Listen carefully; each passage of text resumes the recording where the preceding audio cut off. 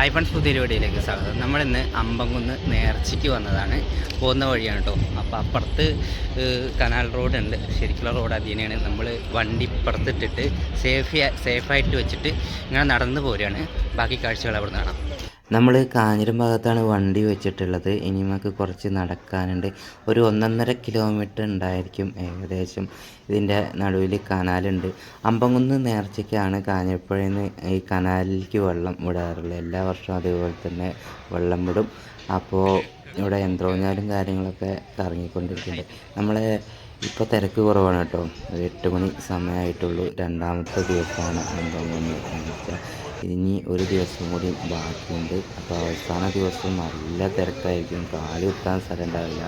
ഇപ്പോൾ ഏകദേശം കുഴപ്പമില്ല. അപ്പോൾ നമ്മൾ നാളെ ശിവരാത്രി ആയതുകൊണ്ട് നമ്മൾ അട്ടപ്പാടി പോവാണ്. അതുകൊണ്ട് നമ്മൾ ഇന്ന് പെട്ടെന്ന് വന്നത്.